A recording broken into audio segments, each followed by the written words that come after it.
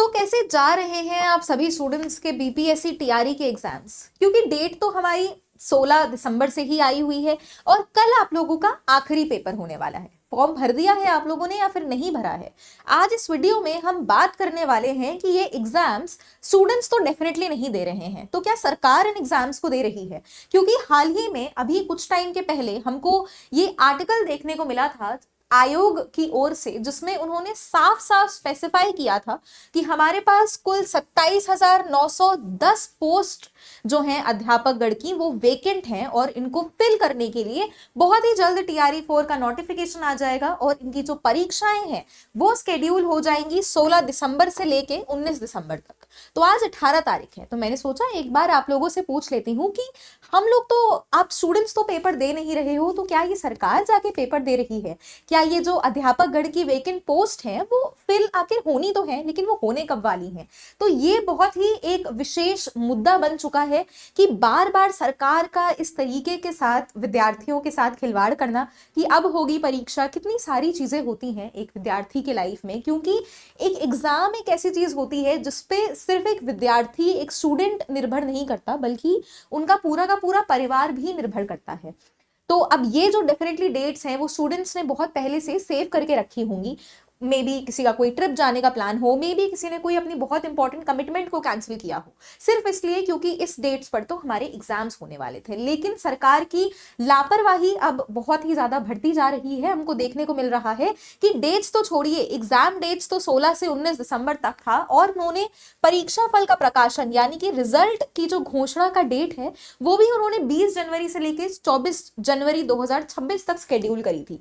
लेकिन जब परीक्षा ही नहीं हुई तो जनवरी में परीक्षा फल कैसे आ जाएगा? तो ये बहुत ही गहरी सी बात है कि एक ऐसी परीक्षा जो अब तक हो जानी चाहिए थी, परीक्षा का फल नेक्स्ट मंथ आ जाना चाहिए था, उसकी अभी तक हमारे पास पूरा का पूरा नोटिफिकेशन ही नहीं है।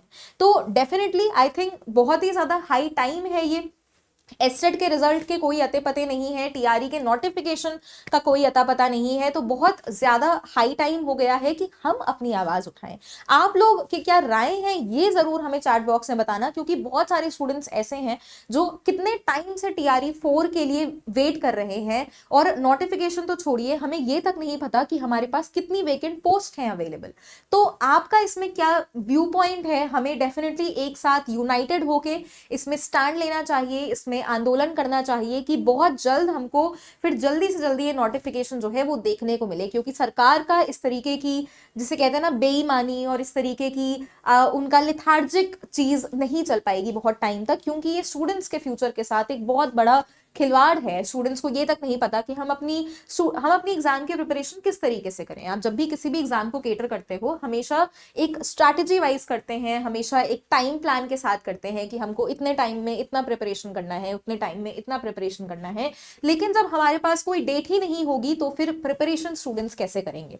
तो फिर इस समय वो समय है जब हम लोगों को एक साथ आ जाना चाहिए और डेफिनेटली इस चीज के ऊपर आवाज उठानी चाहिए कि जो सरकार है अब बहुत जल्द अपना टीआरई 4 का नोटिफिकेशन आउट कर दे, वेकेंट पोस्ट आउट कर दे। लेकिन इस बार जो नोटिफिकेशन, इस बार जो आर्टिकल आए ना आयोग की ओर से, वो जेन्युइन आए, वो ऑथेंटिक आए, क्योंकि इस तरीके की चीजें तो हमें बहुत देखने को मिल रही हैं।